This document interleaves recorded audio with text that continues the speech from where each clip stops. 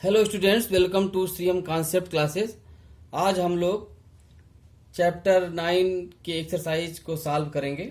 इसके पहले आप लोगों ने चैप्टर 8 कंप्लीट कर लिया है। चैप्टर 9 का थ्योरेटिकल पार्ट हो गया है। इसके वीडियोस चैनल में अपलोड हैं। इसके लिए आपको सीएम कॉन्सेप्ट क्लासेस को क्लिक करेंगे तो इसके बाद सारे वीडियो जो भी अपलोडेड है वो आपको दिख जाएंगे और आप उसको एक्सेस कर सकते हैं। Okay, now we proceed questions one by one.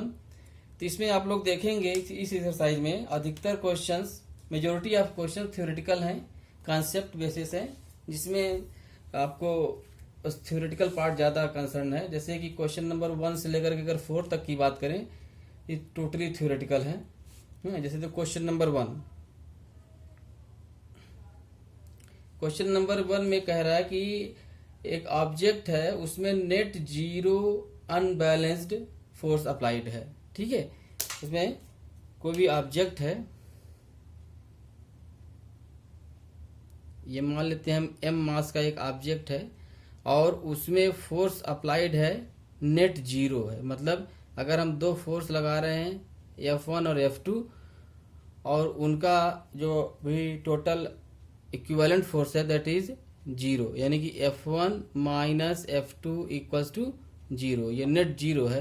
और दूसरा कह रहा है क्या है, ये अनबैलेंस्ड फोर्स है ना। अब अनबैलेंस्ड बैलेंस्ड फोर्स क्या है, इसके लिए आप लोग चैप्टर 9 के थ्योरी पार्ट को रेफर करेंगे वीडियो को, लेकिन ये मैं यहाँ पर थोड़ा सा है इसको इंट्रोड्यूस कर दे रहे हैं। बैलेंस्ड फोर्स क्या होता है और अनबैलेंस्ड फोर्स क्या होता है। बैलेंस्ड फोर्स का मतलब जब हम किसी बॉडी को मूव कराने के लिए हम ट्राई करते हैं, कोई भी फोर्स लगाते हैं और ड्यू टू इनर्शिया ये फोर्स ये बॉडी इस फोर्स को ऑब्जेक्ट करती है, अपोज करती है ना। तो ये हो जाएगा हमारा बैलेंस फोर्स, क्योंकि बॉडी मूव नहीं करी है। अगर इस फोर्स की वैल्यू को हम बढ़ाते जाएं और एक ऐसी कंडीशन आएगी कि ये बॉडी फ्री टू मूव हो जाएगा, तो उस केस में ये हो जाएगा अनबैलेंस्ड।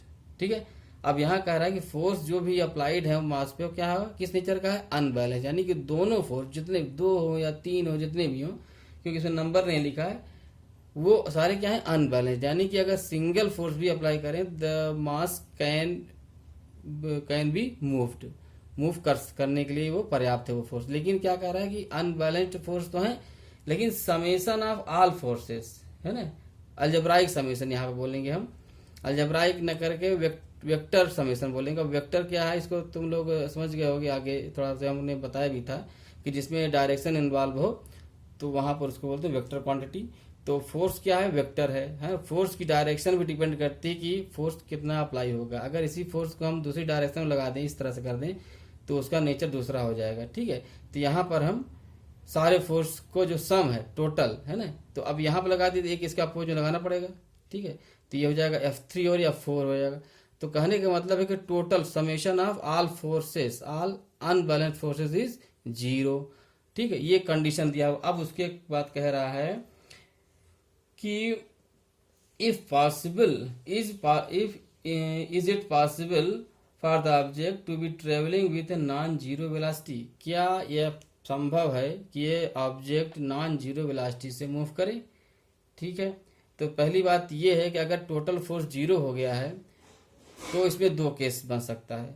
अगर बॉडी पहले से मूव कर रही है ऑलरेडी, तो मूव करती रहेगी क्योंकि टोटल फोर्स क्या होगा हमारा, जीरो है। तो उस केस में पॉसिबिलिटी है कि वेलोसिटी हो उसमें, और उसके बावजूद जो भी एक्सटर्नल अनबैलेंस्ड फोर्स का समेशन है दैट इज जीरो हो। और दूसरा कहता है कि क्या अगर नहीं है तो क्या केस होगा। अगर मतलब वेलोसिटी जीरो नहीं है ऑब्जेक्ट की, बॉडी की, तो क्या ऐसा भी केस हो सकता है, बिल्कुल हो सकता है। अगर बॉडी स्टिल पोजीशन पर रुकी हुई है और हम फोर्स लगा रहे हैं F1 F2, अनबैलेंस्ड फोर्स लगा, ध्यान देना अनबैलेंस्ड फोर्स, फिर से इसको हम रिवाइज करते रहें कि जिससे कोई कंफ्यूजन ना हो। ठीक है, ये है मास M, फोर्स हमने अप्लाई किया F। ठीक है, ये बॉडी मूव नहीं करी। ठीक है, बहुत जैसे कि ये मान लो ये है 10 किलो का एक मास है, हमने अप्लाई किया बहुत ही स्मॉल अमाउंट का फोर्स अप्लाई किया और ये बॉडी मूव नहीं करेगी तो ये हो जाएगा हमारा क्या, ये बैलेंस्ड फोर्स हो गया। अब इसकी वैल्यू बढ़ाते जाओ, तब तक बढ़ाते जब ये बॉडी मूव करने के लिए फ्री हो जाए, मतलब जस्ट टू मूव हो जाए, तब वो केस हो जाएगा अनबैलेंस्ड का स्टार्टिंग केस हो जाएगा। इसकी वैल्यू बढ़ाते जाएंगे तो वेलोसिटी अकॉर्डिंगली इसकी बढ़ती जाएगी, तो सारे क्या हो जाएंगे तब अनबैलेंस्ड। तो कह रहा है कि फोर्स तो जो अप्लाई हो रहे हैं वो अनबैलेंस्ड हैं, लेकिन सबका जो भी सम है वो नेट फोर्स क्या है, वो जीरो है। उस केस जब नेट फोर्स जीरो है तो सीधी बात है after applying Newton second law generated acceleration will be zero, क्योंकि हम जानते हैं कि F equal to M A होता है। तो ये अगर ये जीरो है तो एम कैन नॉट भी जीरो, ये जीरो हो नहीं सकता, ठीक है, एम कैन नॉट भी जीरो। लेकिन इसका क्या मतलब, ए जीरो हो जाएगा। अब ए जीरो है यानी एक्सेलरेशन नहीं होगा, एक्सेलरेशन नहीं होगा यानी कि अगर बॉडी की वेलोसिटी वी है तो वी बनी रहेगी, अगर वेलोसिटी जीरो है तो वो जीरो बनी रहेगी। बात समझ में, मतलब अगर बॉडी मूविंग कंडीशन में है तो मूविंग कंडीशन बनी रहेगी, अगर रुकी हुई तो रुकी रहेगी। ये इसका आंसर है। सेकंड क्वेश्चन में आते हैं। सेकंड क्वेश्चन कह रहा है, कारपेट का क्वेश्चन है, जब हम कारपेट में हम छड़ी से पीटते हैं तो उसमें डस्ट पार्टिकल बाहर आ जाते हैं।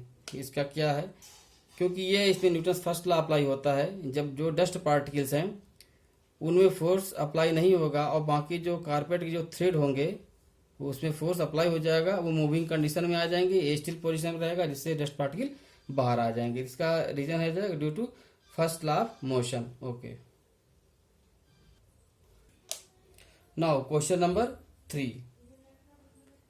ये इसमें कह रहा है कि बस की छतों पे हम जब लगेज रखते हैं उसको रस्सियों से क्यों बांधते हैं। इसमें भी इसका आंसर कारपेट वाला ही है, due to first law of motion due to inertia. जब भी बस में ब्रेक लगेगा, जिस तरह से हम लोग बस में बैठे रहते हैं तो आगे की तरफ जैसे बस जा रही है और जब ब्रेक लगेगा तो ब्रेक लगने का मतलब ये हुआ कि फोर्स अपोजिट डायरेक्शन लगेगा, है कि नहीं। बस इधर जा रही है, इसकी वेलोसिटी वी है और उसमें जब ब्रेक लगेगा तो बैकवर्ड डायरेक्शन लगेगा बस फोर्स।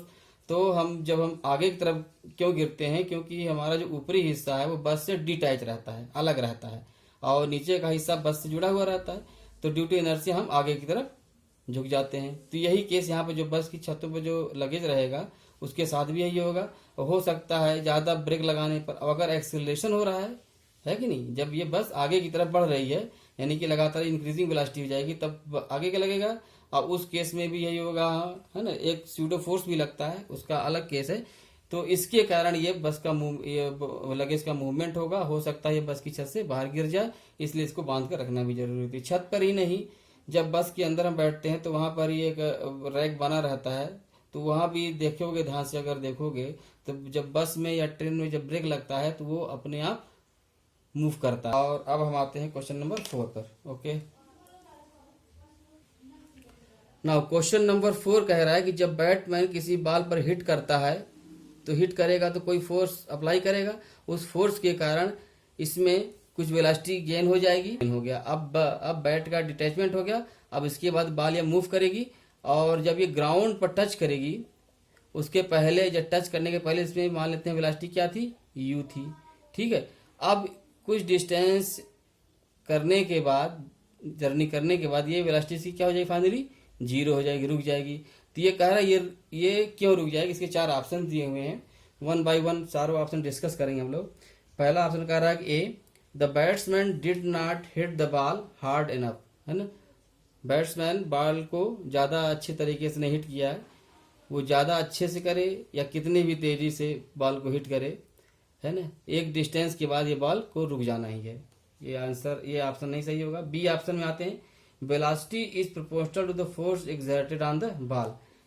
देखो, जब बॉल में फोर्स एक्सर्ट करेंगे तो वेलोसिटी जो आएगी वो ठीक है प्रोपोर्शनल तो होगा, या प्रोपोर्शनल होगा, या जितना ज्यादा होगा वेलोसिटी उतनी ज्यादा हो जाएगी, सही है। लेकिन ये आंसर नहीं है इस क्वेश्चन का। ओके, तो ये बी ऑप्शन नहीं सही है। C, there is a force on the ball opposing the motion, ठीक है, ये सही है, क्योंकि बॉल और सरफेस के बीच में एक फोर्स लगेगा, फ्रिक्शनल फोर्स करेंगे जो इस वेलोसिटी को अपोज करेगा।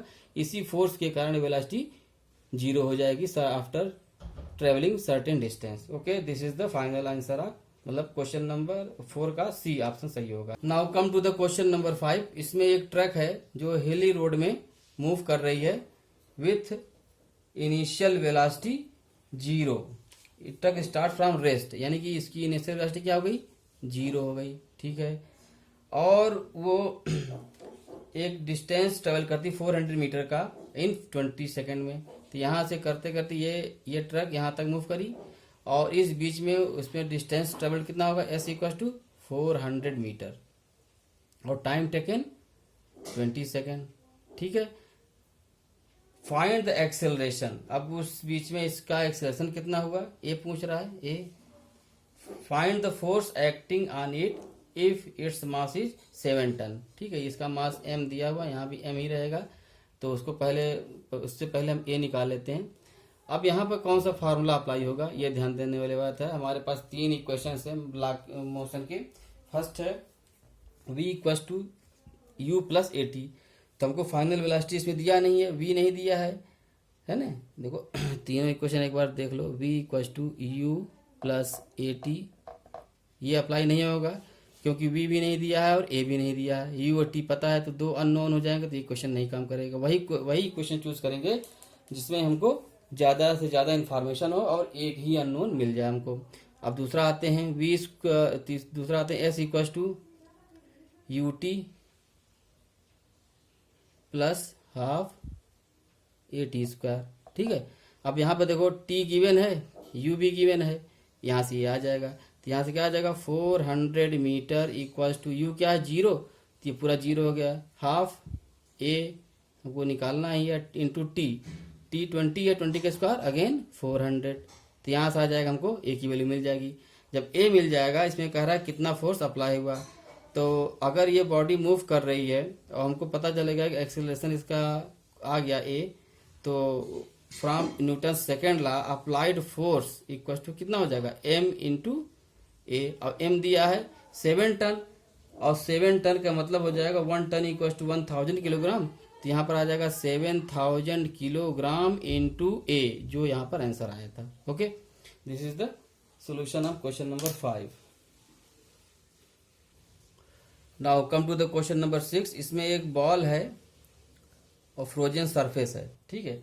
तो वो ये स्टोन यहाँ पर हम इसको थ्रो कर रहे हैं विथ इनिशियल वेलोसिटी दिया है 20 मीटर पर सेकेंड, और आफ्टर ट्रेवलिंग 50 मीटर, तो ये क्या हो जा रहा है, स्टॉप हो जा रहा है, फाइनल वेलोसिटी होगी इसकी 0। तो अब ये कह रहा है कि what is the force of friction between the stone and the ice, ठीक है।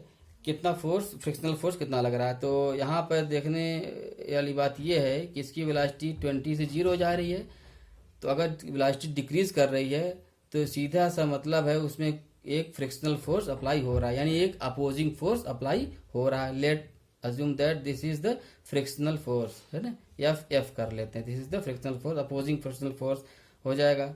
अब यहाँ पर फ्रिक्शनल फोर्स की वैल्यू कितनी होती है, m इंटू ए होती है, यानी कि हमको अगर a मिल जाए, क्योंकि m पता है 1 किलोग्राम का है, a हमको चाहिए, ठीक है। तो हमको पहला इसका क्या a निकालना होगा। गिवन क्या क्या है, इनिशियल वेलोसिटी गिवन है, फाइनल वेलोसिटी गिवन है, और डिस्टेंस ट्रेवल्ड 50 मीटर गिवन है।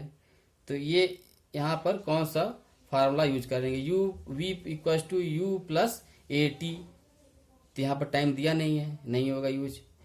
सेकेंड आ जाओ, s equal to U T plus half A T square, यहाँ पर t की जरूरत पड़ेगी। थर्ड में आते हैं v square equal to you square plus 2as, तो v square equals to you square plus 2as।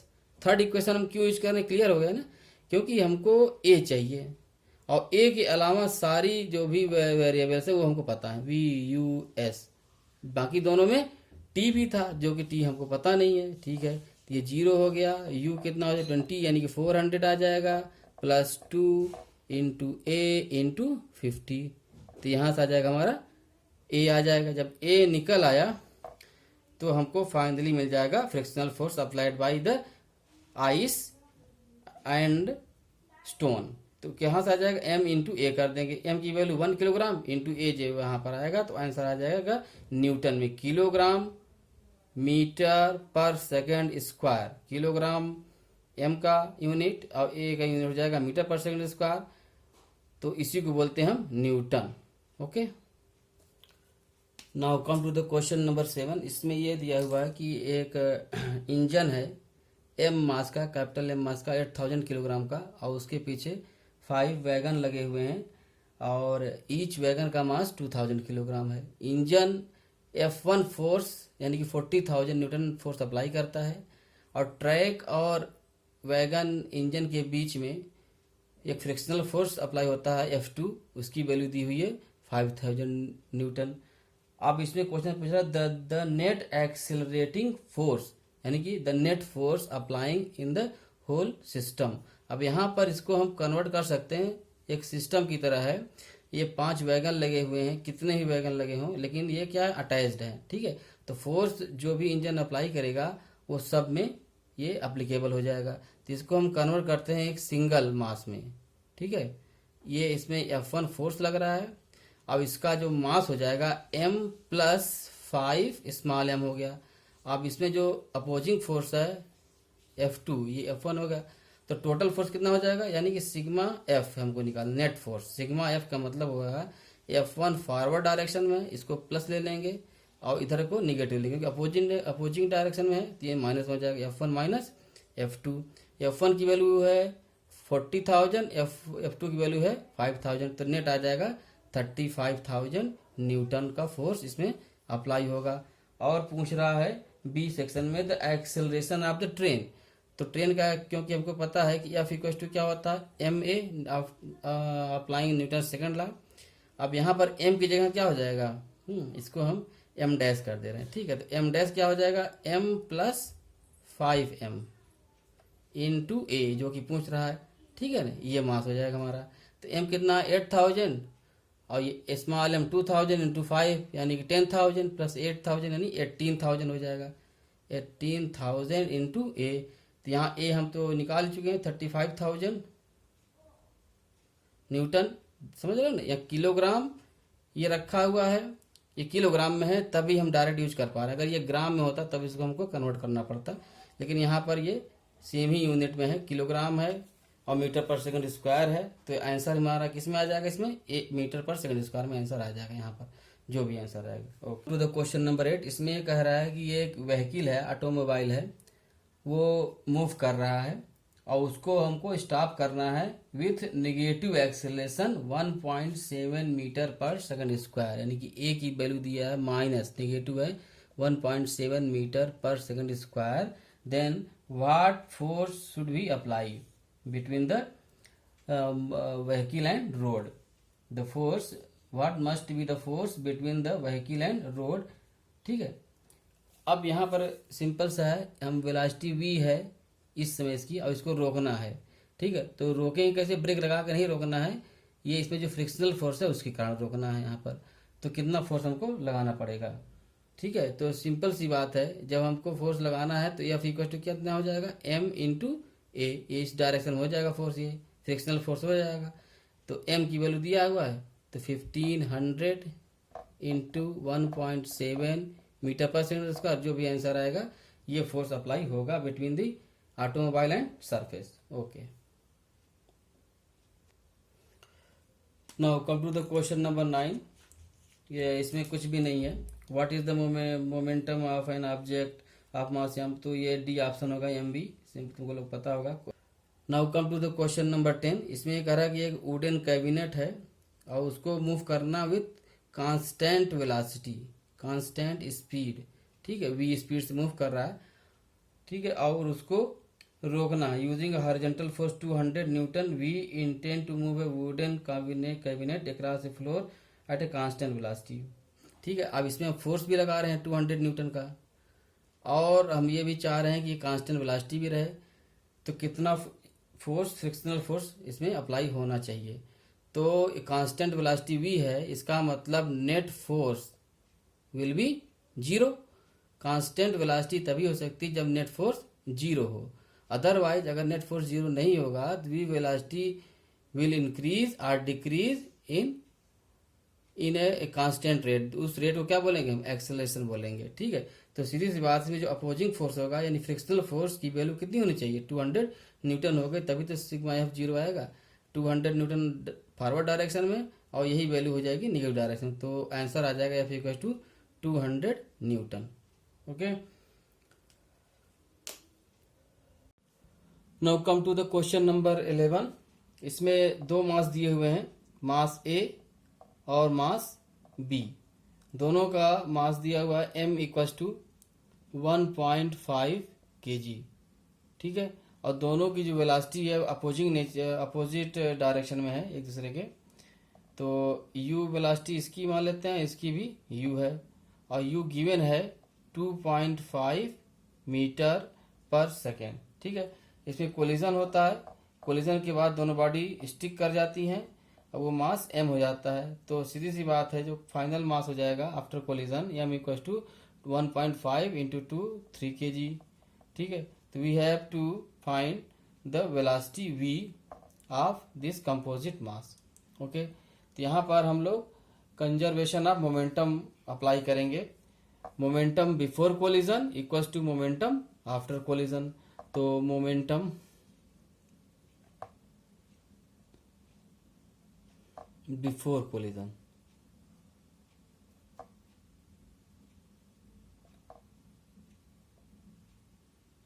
Equals to, ठीक है, अब यहां पर m into you.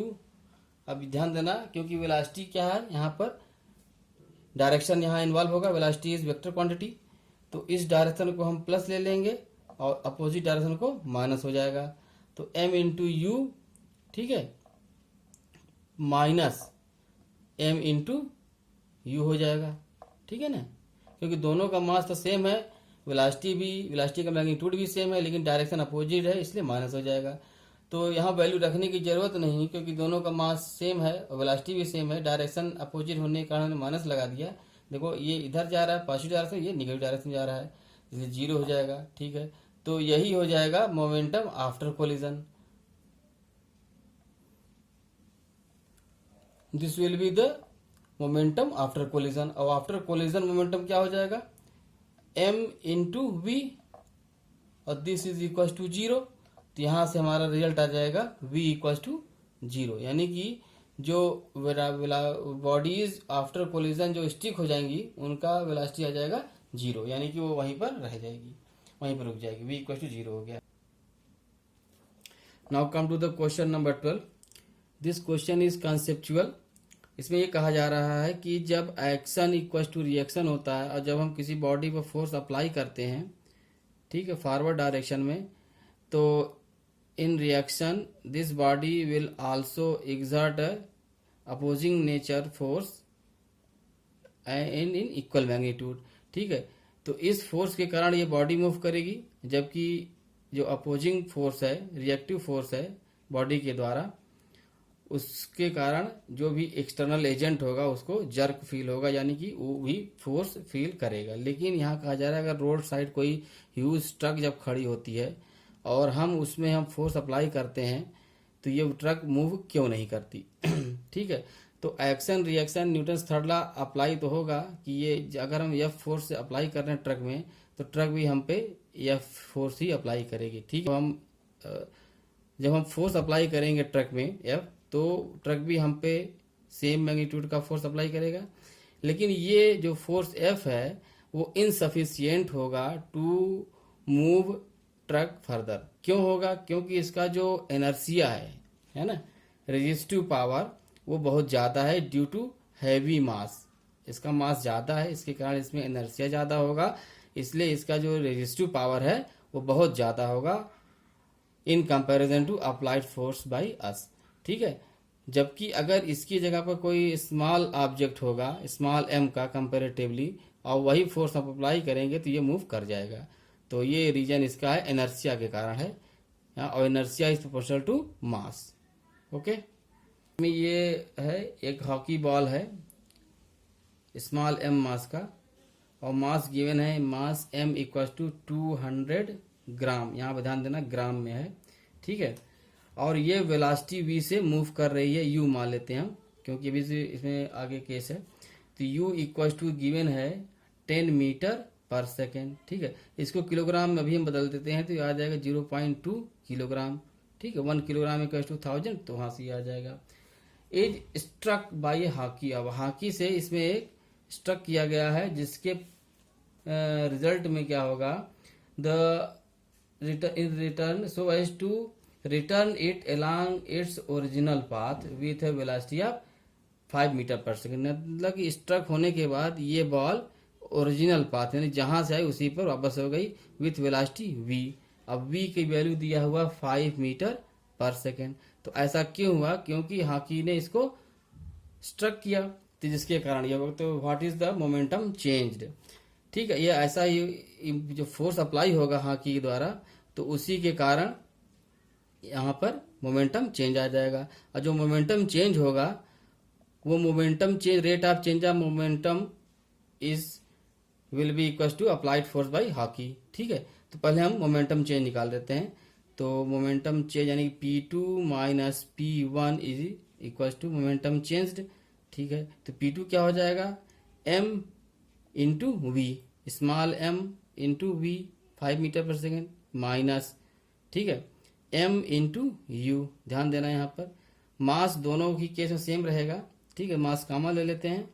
v velocity, अब ध्यान दें हम डायरेक्शन की बात करेंगे, हम इस डायरेक्शन को हम ले लें प्लस और इधर हो जाएगा निगेटिव। तो जो फाइनल वेलोसिटी है वो निगेटिव डायरेक्शन में मूव कर रही है।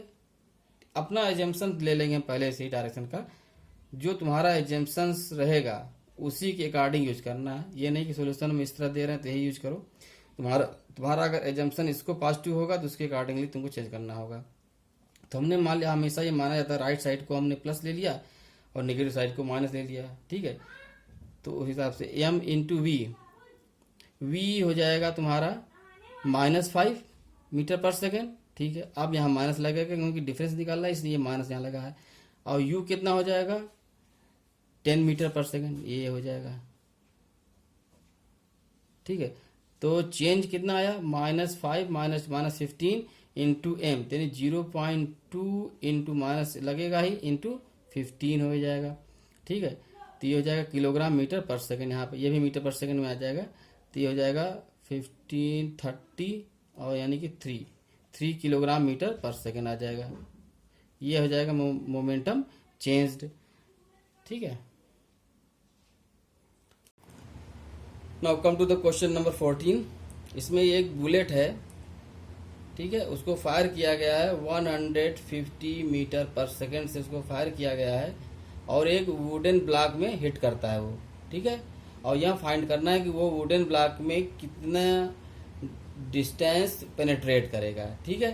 क्योंकि उसकी स्पीड बहुत ज़्यादा है तो पेनिट्रेशन होगा, और मान लेते हैं कि वो s डिस्टेंस तक पेनिट्रेट करता है और उसके बाद वो रेस्ट में आ जाता है, ठीक है। तो यहाँ पर इस पॉइंट पर वेलोसिटी कितनी हो जाएगी, 0। और यहाँ मान लेते हैं कि जब वो फायर किया गया है और वुडन ब्लॉक तक हिट करने के पहले उसकी वेलोसिटी में कोई भी डिक्रीमेंट नहीं हुआ है, ठीक है। कोई अपोजिंग फोर्स अप्लाई नहीं हुआ, एयर का फ्रिक्शन अप्लाई नहीं करना, ये हमारा अजम्पशन है। तो u हो जाएगा इसका, u equal to 150 metre per second, ठीक है। फाइनल वेलोसिटी हो गई 0 और टाइम टेकन गिवन है कहाँ से, ये पेनिट्रेशन करने का टाइम टेकन, मतलब जब वो हिट किया है और रेस्ट में आने तक का टाइम टेकन है 0.03 सेकेंड। ये इतना डेटा गिवन है, हमको फाइंड करना है s इक्वल टू वाट, ठीक है। तो इसके लिए हम इक्वेशन देखेंगे कौन सा एप्लीकेबल है। पहला v equal to you plus A t, ठीक है, v equal to you plus A t, ठीक है। यहाँ पर देखो v गिवन है, u गिवन है और t भी गिवन है, तो यहाँ से हम a फाइंड कर सकते हैं, ठीक है। अब भी हमको लेकिन s चाहिए, देखते हैं कि क्या बिना a निकाले हम s निकाल सकते हैं। सेकंड इक्वेशन में आते हैं, s equal to U T plus half A T square, यहाँ भी हमको a चाहिए, ठीक है।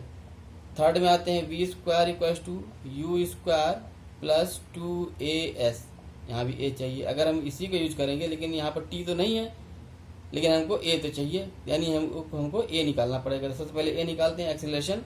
तो v equal to you plus A t use करेंगे, ठीक है। तो हमको v equal to you plus A t use करके हम a फाइंड कर लेंगे हम। तो v equal to 0, u 150 metre per second plus a into t. T कितना दिया है हमारा 0.03 सेकेंड। तो यहाँ से आ जाएगा a a इक्वल टू कितना हो जाएगा, ये इधर जाएगा माइनस में हो जाएगा 150 अपान 0.03। ओके, तो यहाँ पर ये 3 into 10 to the power minus 2 है, तो 3 का डिवाइड करेंगे, 3 से डिवाइड करेंगे तो आ जाएगा ये 50 आ जाएगा, into 10 to the power minus 2 है तो ऊपर आ जाएगा प्लस 2 आ जाएगा। ओके, यहाँ माइनस साइन लगा रहेगा। ये हो जाएगा, इसकी यूनिट क्या हो जाएगी, मीटर पर सेकेंड स्क्वायर। ठीक है,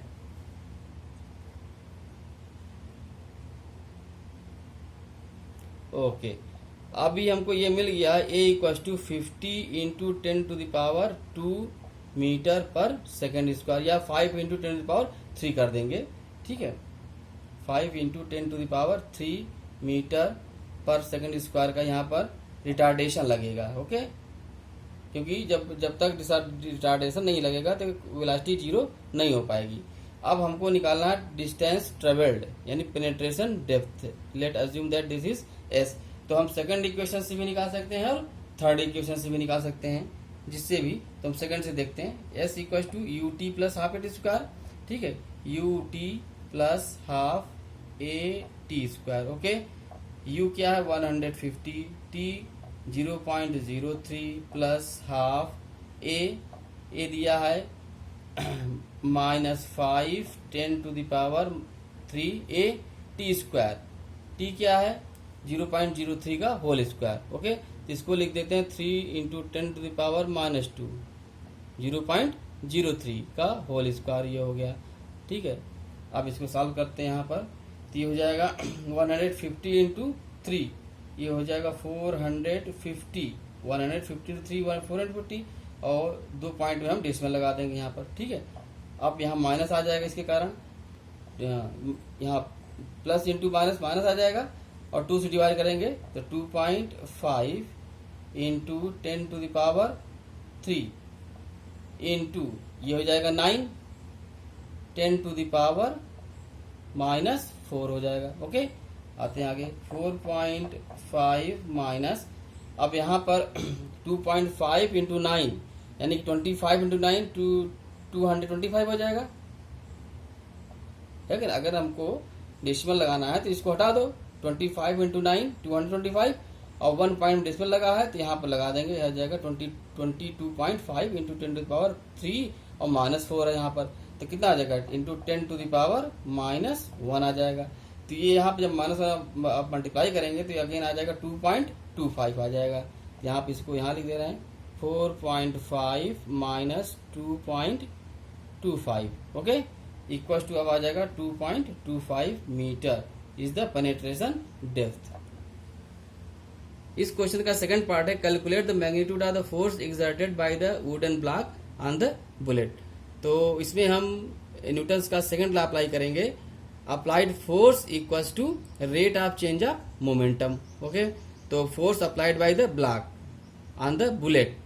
ठीक है, एफ इक्वल्स टू कितना हो जाएगा, अब देखो यहाँ पर जो फोर्स है अप्लाइड बाय द ब्लॉक बोल दें या अप्लाइड बाय द बुलेट, दोनों ही सेम होगा from third equation of third law of motion, action reaction के कारण। ठीक है, तो हम यहाँ पर निकालेंगे momentum change of bullet, rate of change of momentum of bullet निकालेंगे, तो वो फोर्स हो जाएगा applied by the bullet to the wooden block, और यही फोर्स अप्लाई करेगा, मतलब यही रेजिस्ट करेगा इसको, इसी कारण वो रेस्ट पर आया है। तो final momentum P2 minus P1 upon delta T निकालना हमको। ओके, तो P2 क्या हो जाएगा, फाइनल वेलोसिटी इसकी हो गई 0, तो m into 0 final momentum P2 और initial momentum m into 150 metre per second था, और टाइम टेकन कितना होगा 0.03 सेकेंड हो गया। ठीक है, अब यहाँ पर इसको इक्वल करेंगे, और m की वैल्यू दिया हुआ है क्वेश्चन में 10 ग्राम, m इक्वल टू 10 ग्राम है। 10 ग्राम को हम अब इसमें किलोग्राम में चेंज करेंगे, 1 किलोग्राम इक्वल टू 1000, तो यहाँ पर 10 into 10 to the power -3 kg आ जाएगा, या 1 है यहाँ पर, 10 टू द पावर 1 है तो 10 टू द पावर -2 यानी कि 0.01 kg आ जाएगा ये। ओके, चलिए तो यहाँ पर आ जाएगा माइनस, देखो ये 0 हो गया, माइनस आ जाएगा 0.01 kg into 150 upon 3 into 10 to the power -2 आ गया। ओके, अब यहाँ पर देखो अब इसको ले सकते हैं 10 to the power -2, 10 to the power -2 into 150 upon 3 into 10 to the power -2। अब ये दोनों कट जाएंगे, 10 टू द पावर -2 बचेगा क्या 3, तो ये हो जाएगा 50, सिंपली आ जाएगा ये। अब देखो माइनस लगा हुआ है, -50 न्यूटन है, नेगेटिव अपोजिंग फोर्स होगा, तो this will be the answer. Now come to the question number 15। यहाँ पे दिया हुआ है एक स्मॉल ऑब्जेक्ट है of mass 1 kg is moving with 10 meter per second velocity and hits to a wooden block having mass 5 kg. After collision, this ball and this wooden block combined to a single unit. वो single unit में convert हो जाएगा, मतलब वो दोनों एक साथ हो जाएंगे। अब ये मूव करेगा विथ वेलोसिटी v। तो इसमें दो क्वेश्चन है, पहले कि calculate the momentum just before the impact and just after the impact. पहले इसमें देख लेते हैं। तो from law of conservation of momentum, momentum हमेशा कंजर्व रहेगा before collision and after collision, यानी बिफोर इम्पैक्ट के पहले जो मोमेंटम था वही इम्पैक्ट के बाद बना रहेगा। तो इसका सेम आंसर आएगा दोनों केस में। तो पहले फाइंड करते हैं मोमेंटम बिफोर इम्पैक्ट।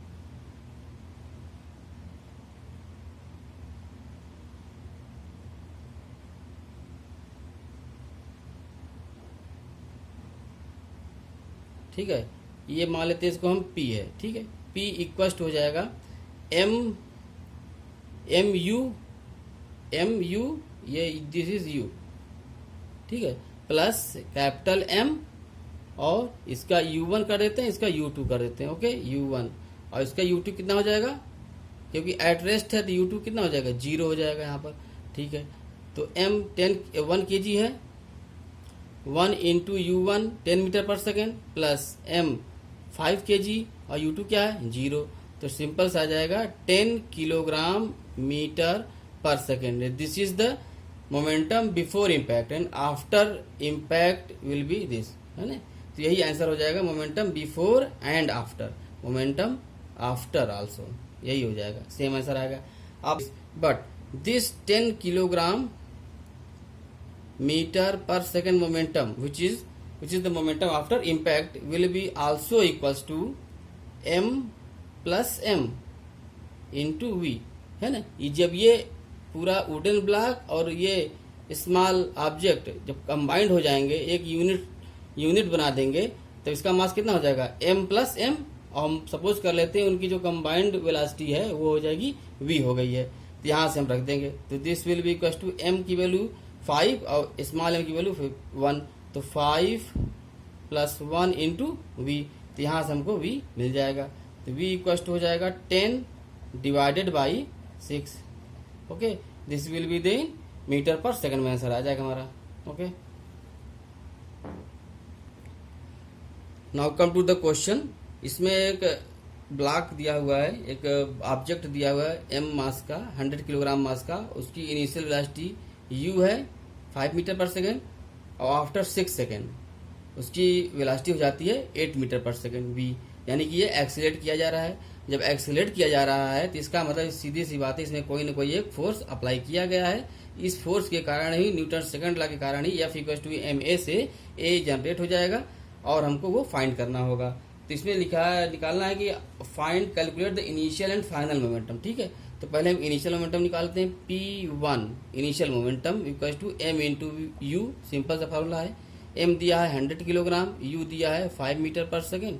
ठीक है, तो यहाँ से आ जाएगा, ये किलोग्राम में रहेगा, इक्वल हो जाएगा 500 किलोग्राम मीटर पर सेकेंड, ये होगा हमारा आंसर इनिशियल मोमेंटम।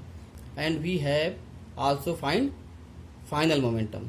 ओके, तो m इंटू वी, m क्या है 100 किलोग्राम में यहाँ भी होगा, लेकिन v हो जाएगा अब 8 metre per second, 8 metre per second, तो यहाँ से आ जाएगा हमारा 800 kilogram metre per second, initial momentum and final momentum. Find the magnitude of the force exerted on the object. तो सीधी सी बात है, न्यूटन से सेकंड लॉ है ना, rate of change of momentum equal to applied force, F equal to final momentum P2 minus P1 upon delta t. Okay, तो यही हमारा delta T हो जाएगा, टाइम टेकन। ठीक है, तो P2 हो जाएगा हमारा final 800 kilogram minus kilogram metre पर सेकंड, यूनिट लिखने की जरूरत नहीं बार बार, माइनस 500 किलोग्राम मीटर पर सेकंड अपॉन डेल्टा टी यानी 6 सेकंड। ये हो जाएगा 300 अपॉन 6 यानी क्या आ जाएगा 50 न्यूटन। यहाँ पर देखो प्लस आया, पिछले वाले क्वेश्चन में माइनस आया, यानी कि force exerted in along the positive direction, इधर लगेगा प्लस। उस वाले पहले वाले केस में क्या था, नेगेटिव आया था, यानी कि उस तरफ नेगेटिव डायरेक्शन लगेगा। Okay, now come to the question number 17। इसमें एक मोटर कार है, वो एक सर्टेन वेलोसिटी के साथ मूव कर रही है रोड पे, और उसमें 3 लोग ट्रेवल कर रहे हैं, अख्तर, किरण और राहुल। ठीक है, इसमें एक इंसेक्ट हिट करता है उसके स्क्रीन पे। तो अख्तर, किरण और राहुल तीनों अलग अलग स्टेटमेंट देते हैं। According to Kiran, she suggested that the insect suffered a greater change in momentum as compared to the change in momentum of the motor car। तो क्योंकि चेंज इन मोमेंटम तो होगा, लेकिन दोनों तरफ से सेम होगा, यानी कि momentum change in motor car and momentum change in insect will be same. ठीक है, तो उससे जो delta P upon delta T force जो अप्लाई होगा वो इंसेक्ट पर और व्हीकल पर दोनों में इक्वली होगा। तो ये किरण का स्टेटमेंट पूरी तरह से रॉन्ग है। अब आते हैं अख्तर के स्टेटमेंट में। Akhtar said that since the motor car was moving with larger velocity it exert a larger force on the insect. तो ये स्टेटमेंट भी गलत है, लार्जर वेलोसिटी से आ रहा है, इसका कोई मतलब नहीं है। m इंटू वी दोनों का मल्टीप्लीकेशन इज द मोमेंटम, और उसके चेंज अपॉन डेल्टा टी ही फोर्स फिर अलग अलग अप्लाई करता है यहाँ पर। थर्ड आता है यहाँ पर राहुल का जो स्टेटमेंट है वो कहता है both the motor car and the insect experience the same force. बिल्कुल सही है, एक्शन रिएक्शन दोनों बराबर ही होंगे, दोनों में फोर्स जो अप्लाई होगा इंसेक्ट पर वही फोर्स मोटर कार पर अप्लाई होगा। वो फोर्स इंसेक्ट को मारने के लिए बहुत ज्यादा होगा, जबकि वो फोर्स व्हीकल के लिए 0 के बराबर होगा, नेग्लिजिबल होगा, कोई इफेक्ट नहीं करेगा। And a change in their momentum, हाँ दोनों में मोमेंटम भी चेंज से बराबर होगा। तो यहाँ पर राहुल का स्टेटमेंट सही है। Come to the question number 18। इसमें एक डंबल है, वो 80 सेंटीमीटर का हाइट से ड्रॉप किया जा रहा है, तो और उसका एक्सेलरेशन दिया हुआ है a इक्वल टू 10 मीटर पर सेकंड स्क्वायर। और जब ये हिट करेगा ग्राउंड में तो सीधी सी बात उसकी वेलोसिटी में इंक्रीमेंट आएगा, और हिट करने के बाद ये वी वेलोसिटी क्या हो जाएगा, 0 हो जाएगी, है ना, v से ट्रांसफर हो जाएगी 0, क्योंकि हिट करने के कारण ये रेस्ट में आ जाएगा और v से 0 हो जाएगा, यानी कि मोमेंटम में चेंज आएगा। जो मोमेंटम में चेंज होगा वो मोमेंटम ट्रांसफर हो जाएगा फ्लोर को, यानी कि अब देखो फ्लोर यानी कि जो अर्थ से अटैच है, तो उसके लिए ये फोर्स जो ट्रांसफर होगा नेग्लिजिबल होगा। ठीक है, लेकिन अगर ये जर्क बहुत ही ज्यादा सफिशियंट वैल्यू से ज्यादा हो जाएगा तो जो उसमें जो टाइल्स लगी होगी, जो भी मटेरियल लगाओ वो ब्रेक भी हो सकता है। ओके, वो मटेरियल ब्रेक भी हो सकता है। वो डिपेंड करता है कितनी वेलोसिटी से वो हिट कर रहा है, मतलब कितना फोर्स ट्रांसफर कर रहा है, कितना मोमेंटम वो ट्रांसफर कर रहा है। तो इसमें हमको यही निकालना है कि we have to find that how much momentum will be transfer to the floor. ठीक है, तो यहाँ पर पहले हम v निकाल लें। v क्या आ जाएगा, v फार्मूला कौन सा लगाएंगे, v equal to you plus A T, तो यहाँ t दिया नहीं है। ठीक है, थर्ड u s इक्वल टू s दिया हुआ है, लेकिन हमको फाइंड क्या करना, v निकालना है, तो सेकंड भी नहीं काम करेगा। थर्ड में देखते हैं, v square equal to you square plus 2as। ठीक है, u स्क्वायर गिवन है 0 का स्क्वायर प्लस 2 इंटू ए कितना है 10 मीटर पर सेकंड इंटू एस। अब यहाँ 80 सेंटीमीटर है, this will be equal to 0.8 metre. Okay, तो यहाँ पर हम 0.8 मीटर रखेंगे, तो ये आ जाएगा हमारा 20 इंटू, या सिंपल से कर दे ये 8 हो जाएगा, 8 इंटू 2 16। ठीक है, तो v आ जाएगा हमारा 4 मीटर पर सेकंड से यहाँ पर ये हिट करेगा। अब मोमेंटम ट्रांसफर्ड विल बी, क्योंकि मोमेंटम बिफोर इम्पैक्ट क्या हो जाएगा, मोमेंटम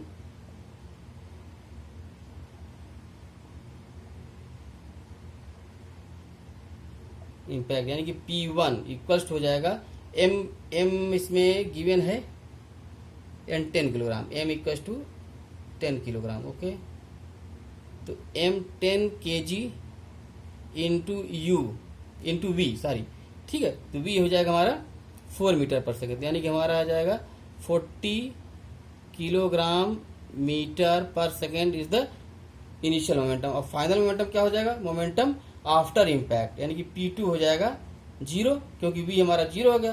तो डेल्टा P कितना हो जाएगा, यानी ट्रांसफर कितना हो जाएगा? P2 minus P1। तो सिंपल से हम यहाँ पे 40 किलोग्राम आ जाएगा, 40 kilogram metre per second momentum will be transfer to the floor. Okay, अब यहाँ पर एक और कॉन्सेप्ट हम क्लियर कर दे रहे हैं। P2 जब 0 हो जा रहा है, यानी कि यहाँ पे जब निकालोगे P2 माइनस P1 तो वो निगेटिव में आएगा। ठीक है, अभी इसके पहले जो क्वेश्चन हुए थे वो इससे ज़्यादा क्लियर हो जाएगा। तो P2 माइनस P1 क्या आ जाएगा? निगेटिव में आएगा एक्चुअली। तो निगेटिव आने के मतलब जो फोर्स एक्सर्टेड होगा will be opposite direction. Okay, इस तरह से होगा ये, यानी कि डंबल में भी फोर्स अप्लाई होगा फ्रॉम अर्थ, और अर्थ भी फोर्स अप्लाई करेगा, अब डंबल भी फोर्स अप्लाई करेगा अर्थ को, दोनों तरफ दोनों इक्वल होंगे। ओके, अब हम लोग एडिशनल एक्सरसाइज सॉल्व करेंगे चैप्टर नंबर 9 का ही, जो लास्ट में जो रेगुलर एक्सरसाइज है उसके बाद में दे दिया गया है। ये कुछ टफ है। इसका A1 एडिशनल एक्सरसाइज नंबर 1, इसमें एक टेबल दी हुई है और एक ऑब्जेक्ट की डिस्टेंस वर्सेस टाइम का एक टेबल दिया है कि जब टाइम 0 था तो डिस्टेंस ट्रेवल 0 है, और 1 पर 1 है, 2 पर 8 मीटर है, ये मीटर में दिया हुआ है, हाँ, और ये सेकंड में है। ठीक है, इस तरह से दिया हुआ है यहाँ पर। और हमको इसमें कुछ क्वेश्चन पूछे गए, 2 क्वेश्चन पूछे गए हैं कि what conclusion you draw about the acceleration. ठीक है, तो इसमें अगर ट्रेंड देखोगे ध्यान से, ग्राफ प्लॉट हमने कर दिया है, लेकिन उसके पहले एक बार ध्यान से देखोगे तो 1 पर 1 है, 2 पर 8 है, 2 टू द पावर 3, ठीक है, 3 की पावर 3 क्यूब आ रहे हैं, देखो, यानी कि जो डी है distance travelled is equal to time का क्यूब आ रहा है। ठीक है, ये बहुत ही इंपॉर्टेंट कंक्लूजन है यहाँ पर। ठीक है, इसका भी बाद में जिक्र करेंगे, पहले ग्राफ प्लॉट कर लेते हैं। 0 पर जब हमारा टाइम 0 है तो 0 मीटर होगा। ठीक है, 1 पर 1 स्केल हमने कर लिया है, कोई भी ड्रा कर लो। ठीक है, अब 2 पर आ रहा है 8, तो इसके कंपैरिजन में ये 8 टाइम्स तो होगा ही होगा, तो ये 8 हमने इस तरह से बना दिया है। 3 पर 27 है, यानी कि यहाँ इसका 27 टाइम्स, जो कि और भी ज़्यादा ऊपर होगा, लेकिन यहाँ पर हम बना दिए। ठीक है, इसी तरह से 4 पर 64 हो गया, बहुत ज़्यादा ऊपर चला जाएगा। तो जो ग्राफ बन रहा है ये इस तरह का है। तो यहाँ पर जो पहला कंक्लूजन ये है कि डिस्टेंस और टाइम के बीच में अगर ग्राफ स्ट्रेट लाइन नहीं है, तो पहले ही हमने इसका जो थ्योरी वाला वीडियो था उसमें बताया था कि अगर स्ट्रेट लाइन नहीं है, यानी कि वेलोसिटी जो कि क्या होगी, कांस्टेंट नहीं होगी, वेलोसिटी इंक्रीजिंग मोड में है। पहली बात तो क्लियर होगा। ठीक है, इंक्रीजिंग होगी तो यानी एक्सेलरेशन का आ गया, यानी एक्सेलरेशन उसमें होगा, लेकिन यहाँ भी ये केस नहीं है। अभी देखो कैसे, मान लेते हैं कि जो ऑब्जेक्ट स्टार्ट किया है with initial velocity u equal to 0 पे स्टार्ट किया। ठीक है, अब हम आते हैं 1 बाई 1 करके। जब डिस्टेंस ट्रेवल्ड यहाँ पर s है और टाइम ले लेते हैं यहाँ 1, इस तरह करते जाएंगे। तो जब डिस्टेंस ट्रेवल्ड 1 हो गया, यानी कि डिस्टेंस ट्रेवल्ड 1 एट टाइम 1, तो यह इक्वल टू क्या आता है, ut प्लस हाफ AT² वाला फार्मूला हम अप्लाई करेंगे अगर इसमें यूनिफॉर्म एक्सेलरेशन लग रहा हो तो। ऐसा मान के चलते हैं, यहाँ पर एक्सेलरेशन तो है, इतना तो क्लियर होगा। तो एक्सेलरेशन है तो ये मान लेते हैं कि यह यूनिफॉर्म एक्सेलरेशन, ध्यान समझना, यूनिफॉर्म। ठीक है, अब इसको हम मान के चलते हैं, यूनिफॉर्म एक्सेलरेशन के ही तीनों फार्मूले हैं। जब एक्सेलरेशन यूनिफॉर्म यानी कि एक्सेलरेशन चेंज नहीं हो रहा हो रास्ते भर में, जो ए था शुरू में वही ए बना हुआ है पूरे जर्नी में, तब के लिए तीनों इक्वेशन रहते हैं। ठीक, वही हम मान के चलते हैं। तो जब एट t इक्वल टू 1 पर, तो डिस्टेंस ट्रेवल्ड 1, ये 0 हो जाएगा, u 0 into T plus half AT²। तो सिंपली इसी से हम काम करेंगे, हाफ a नहीं पता इंटू टी 1 का स्क्वायर हो जाएगा, तो यहाँ से आ जाएगा a की वैल्यू आ जाएगी कितनी। ठीक है, तो यहाँ से आ जाएगी a की वैल्यू 2 मीटर पर सेकंड स्क्वायर आ जाएगी, 2 मीटर पर सेकंड स्क्वायर। ठीक, आगे बढ़ते हैं, एट t इक्वल टू 2 पर आते हैं, तो डिस्टेंस ट्रेवल कितना हो जाएगा 8 ut, यहीं से मानेंगे u 0 हो जाएगा, तो हाफ AT², 2 का होल स्क्वायर यानी कि 4, तो यहाँ 4 मीटर पर सेकंड स्क्वायर। ठीक, अब आते हैं थर्ड में, एट टी इक्वल टू 3 पर, एट इक्वल टू 3 पर कितना हो जाएगा, 27 आ जा रहा है, 1/2a3 का होल स्क्वायर, तो यहाँ से आ जाएगा a की वैल्यू यहाँ पर 54 आ जाएगा, 27 into 2 54/9 metre per second square. अब यहाँ पर क्या पॉइंट आ रहा है, पॉइंट ये आ रहा है एक्सेलरेशन हमेशा आगे क्या बढ़ता जा रहा है, 2 मीटर पर सेकेंड स्क्वायर यहाँ से यहाँ तक था, इसके बाद एक्सेलरेशन बढ़ गया 4 पर, इसके आगे और भी बढ़ता चला जा रहा है, यानी एक्सेलरेशन क्या है, इंक्रीजिंग मोड में है, यानी कि ये नॉन यूनिफॉर्म एक्सेलरेशन का एग्जांपल हो गया।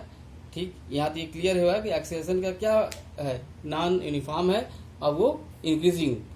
और दूसरा जो यहाँ पर हमने पहले बता दिया, जब तुम्हारा क्वेश्चन ये अगर ये एमसीक्यू का होगा, किसी कंपटीशन का क्वेश्चन होगा, तब तुमको इतना टाइम नहीं मिलेगा कि इतना कैलकुलेट करो, ये वहाँ पर प्रेजेंट माइंड काम करेगा तुमको। ये देखो d is equal to t cube, या यहाँ ये भी हम कह सकते हैं कंक्लूजन कि s distance travelled is proportional to time का क्यूब है। ठीक है ना, ये आ रहा रिजल्ट, जबकि जो तुम्हारा जो रिजल्ट आया था लॉ ऑफ इक्वेशन का, तो यहाँ से क्या रिजल्ट आ रहा है, यहाँ से आ रहा है s is proportional to t square, तो दोनों मैच नहीं कर रहे हैं, यानी सीधी सी बात है ये यूनिफॉर्म एक्सेलरेशन का केस नहीं होगा, this is the case of non uniform acceleration. Okay, अब बी पार्ट कह रहा है कि what do you infer about the forces acting on the object. तो यहाँ भी ये क्लियर है कि क्योंकि जब यूनिफॉर्म एक्सेलरेशन नहीं है तो फोर्स भी यूनिफॉर्म नहीं होगा, यानी कि जो फोर्स अप्लाई हो रहा है वो लगातार इंक्रीज करता जा रहा है, फोर्स भी। Okay, question number A2 additional exercise का दूसरा क्वेश्चन है। इसमें कह रहा है कि सपोज पहले तो ये मोटर कार है, इसमें हम फोर्स अप्लाई करा जा रहा है एक्सटर्नली, ठीक है, इंजन के थ्रू नहीं, बाहर से इसको पुश किया जा रहा है, तो सीधी सी बात इसमें फ्रिक्शनल फोर्स से ज़्यादा फोर्स होगा तभी ये मूव करेगा। अगर ये फोर्स कंटिन्यूस है, लगातार है, तो इसकी वेलोसिटी 0 से लगातार बढ़ती जाएगी विथ एक्सीलरेशन। अगर इसका मास m है, a से बढ़ता जाएगा, F इक्वल टू ma से निकालेंगे हम, m इंटू a से, तो a आ जाएगा एक्सीलरेशन, तो इसकी वेलोसिटी 0 से बढ़ती जाएगी। लेकिन यहाँ पर कह रहा है कि दो मेन हैं, वो इस तरह से उसको एडजस्ट करते हैं कि जिससे इसकी वेलोसिटी बढ़ नहीं रही बल्कि क्या है, कांस्टेंट है। तो ये तभी हो सकता है जैसे कि इस फोर्स के कारण कुछ वेलोसिटी गेन हो गई है ना, मान लो 0 से बढ़ते बढ़ते आगे वेलोसिटी इसकी v आ गई। अब यहाँ पर अब इस केस में एक दूसरा आदमी आता है, वो सेम फोर्स लगाएगा इन अपोजिट डायरेक्शन f पर, तो क्या हो जाएगा, ये दोनों फोर्स क्या हो जाएंगे, बैलेंस आउट हो जाएंगे। तो जब बैलेंस्ड हो जाएंगे तो यहाँ पर जो वेलोसिटी है वो v की मेंटेन रहेगी due to the first law of motion. ठीक है, Newton first law of motion से यहाँ पर क्या हो जाएगा, इनर्शिया जो भी है उसको चेंज नहीं होने देगा यहाँ पर, तो v का v बना रहेगा। तो ये मेंटेन करते हैं दो मेन डूइंग दिस। ठीक है, अब यहाँ कह रहा है कि तीसरा आदमी भी आ जाता है कि वो इस तरह से अब फोर्स अप्लाई करता है कि जिससे वो भी से कह रहा है कि तीनों आदमियों के जो लगाए वो फोर्स है वो बराबर है, ये दिया हुआ इसमें क्वेश्चन में आखिरी में। तो वो उससे क्या होता है कि जो एक्सेलरेशन अब प्रोड्यूस हो जा रहा है वो आ जा रहा है a equal to 0.2 metre per second square. अब ये आ जा रहा है, तीसरे आदमी का इतना इसमें एक्सेलरेशन आ गया। तो with what force does each person push the motor car, ये पूछ रहा है यहाँ पर। तो सीधी सी बात है, ये दोनों फोर्स तो कैंसिल आउट हो गए, बचा अब अगर माना जाए तो इस समय सिर्फ एक ही फोर्स लगा हुआ है। ठीक है, अब उस फोर्स के कारण एक्सेलरेशन आएगा a, तो F equal to m into a, तो यहाँ से हमको मिल जाएगा फोर्स की वैल्यू। m की वैल्यू कितनी है, m दिया है 1200 kg, जो मोटर कार है इसका वेट है, इसका मास है 1200 किलोग्राम, तो 1200 kilogram into 0.2 metre per second square, this is हो जाएगा 2400 यानी कि 240 न्यूटन, ये आंसर आ जाएगा। 240 न्यूटन फोर्स अप्लाई हो रहा है एक मेन के द्वारा। Now come to the question number A3 additional exercise number 3। इसमें ये कह रहा है कि एक हैमर है 500 ग्राम यानी 0.5 किलोग्राम का, और उसकी initial velocity 50 metre per second से वो हिट कर रहा है एक नेल पे। ठीक है, और नेल पर हिट करने के बाद वो नेल रुक जा रही है at time delta t, time taken जो भी है डेल्टा टी इक्वल टू दिया 0.01 सेकेंड में वो नेल स्टॉप कर जा रही है। ठीक है, तो हमको फाइंड करना है what is the force of the nail on the hammer, nail ने हैमर पर कितना फोर्स अप्लाई किया। ठीक है, अगर ये क्वेश्चन इसका रिवर्स होता कि what is the force applied by the hammer on the nail, तो भी सेम आंसर होता है, क्योंकि एक्शन रिएक्शन सेम होता है। ठीक है। और दूसरा इंटरेस्ट सेकंड लॉ क्या बोलता है, rate of change of momentum is equally will be equal for both sides. ठीक है। और rate of change of momentum is equal to applied force. ठीक है। तो rate of change of momentum of hammer अगर निकाल लेंगे तो force applied by the hammer निकाल आएगा हमको। Okay. Rate of change of momentum of hammer अगर निकालेंगे हम तो क्या मिलेगा, force applied by the hammer to the nail. अगर हम rate of change of nail निकालेंगे, force applied by the nail to the hammer निकल आएगा। लेकिन यहाँ प्रॉब्लम ये है कि हमको जो डेटा दिया है वो हैमर का दिया गया है, नेल का वेलोसिटी दिया ही नहीं है कि पहले तो 0 में था, पहले वो रुका हुआ रहा होगा, जब हिट करेगा तब उसमें वेलोसिटी आएगी, है ना। Final velocity just opposite case है, यहाँ पहले v था बाद में 0 होगा, अब यहाँ पहले 0 है वेलोसिटी बाद में v होगा, लेकिन ये गिवन नहीं है। ठीक है। लेकिन पूछ क्या रहा है, force applied by the nail. Okay. लेकिन यहाँ पर हम न्यूटन्स थर्ड लॉ अगर हम सोचेंगे तो force applied by the hammer to the nail will be equal to force applied by the nail to the hammer होगा। तो हम करेंगे क्या कि force applied by the hammer निकाल लेंगे, वही आंसर हो जाएगा force applied by the nail. अब ये force applied by the hammer कैसे होगा, rate of change of momentum of hammer निकाल लेंगे हम। तो rate of change of momentum क्या होगा, यानी कि force applied by the hammer. ठीक है। एफ हैमर यहाँ पर है, तो फोर्स यानी कि P2 माइनस P1 सिंपल सा फार्मूला इंटू डेल्टा टी। ठीक है। P2 final momentum, final momentum क्या है हमारा m इंटू 0। ठीक है। m इंटू 0, फाइनल वेलोसिटी क्या हो गई हैमर की, 0 हो गई, माइनस, ठीक है, इंटू m इंटू v क्या है 50 metre per second upon delta T दिया हुआ है 0.01 सेकेंड हो गया। ठीक है। तो यहाँ पर f आ जाएगा माइनस में आएगा, क्योंकि हम हैमर के लिए निकाल रहे हैं। ठीक है। तो माइनस में आ जाएगा, और m दिया हुआ है 0.5 kg इंटू 50 अपॉन 0.01, 0.01 इंटू 100 1 आ गया, और ये हो जाएगा, अब ये 50 इंटू 25 आ जाएगा, 2500 न्यूटन आ जाएगा हमारा force applied by the nail to the hammer. अब यही आंसर हो जाएगा, 2500 newton force will be applied by the nail on the hammer, जो कि क्वेश्चन पूछ रहा है यहाँ पर। Okay. Now come to the question number 4। इसमें एक मोटर कार दिया हुआ 1200 किलोग्राम का, जिसकी initial velocity 90 kilometre per our है, और 4 सेकंड के बाद उसकी वेलोसिटी डिक्रीज करके 18 किलोमीटर पर आवर हो जा रही है। तो हमको निकालना है कि calculate acceleration and change in momentum. Okay. तो एक्सेलरेशन हम यहाँ से निकाल सकते हैं, v equal to u plus AT। तो यहाँ से डिक्रीज कर रहा है तो एक्सेलरेशन क्या हो जाएगा, नेगेटिव में आएगा ही आएगा। ठीक है। तो इसके लिए हम क्या करें, इसको पहले हम मीटर पर सेकंड में भी कर सकते हैं, है ना। तो सबसे पहले इसको हम किलोमीटर पर आवर को मीटर पर सेकंड में कन्वर्ट कर देंगे। इसके लिए क्या करते हैं, 90 किलोमीटर पर आवर है जैसे, तो इसको हम करेंगे क्या, 90 किलोमीटर यानी कि 1000 मीटर हो गया। 1 kilometre equal to 1000 metre upon 1 hour equal to 60 into 60 second, 60 minute, और उसके बाद 60 से मल्टीप्लाई करने में आ जाएगा सेकेंड। या सिंपली हम इसको क्या करेंगे, हम 1000 अपॉन इसको सॉल्व कर लेते हैं, तो ये क्या आ जाएगा 10 अपॉन 36, यानी कि 10 अपॉन 36 से अगर मल्टीप्लाई कर दें हम किलोमीटर पर आवर में, तो हमको रिजल्ट आ जाएगा मीटर पर सेकंड। या इसको 2 से डिवाइड कर दो तो 2 5 10, और ये 18 है, यानी कि 5 अपॉन 18 से हम मल्टीप्लाई कर दें अगर किलोमीटर पर आवर में, तो आंसर हमको किस में आ जाएगा, मीटर पर सेकंड में आ जाएगा। तो यहाँ कन्वर्ट हो जाएगा दोनों केस। तो u जो इनिशियल वेलोसिटी 90 है, तो आ जाएगी 90 kilometre per hour equal to 90 into 5 upon 18, 5 यानी कि 25 मीटर पर सेकंड, इसका आ गया पहला। ठीक है। इनिशियल फाइनल वेलोसिटी v दिया हुआ है, v दिया हुआ है 18 किलोमीटर पर आवर, तो यहाँ से आ जाएगा 18 इंटू 5 अपॉन 18, तो सिंपली आ जाएगा 5 मीटर पर सेकंड, ये हमारा v आ गया। ठीक है। u है 25 मीटर पर सेकंड और v है 5 मीटर पर सेकंड, तो यहाँ से हमको a मिल जाएगा acceleration v equal to u plus AT से, और t भी दिया है, v u सब गिवन है, a मिल जाएगा।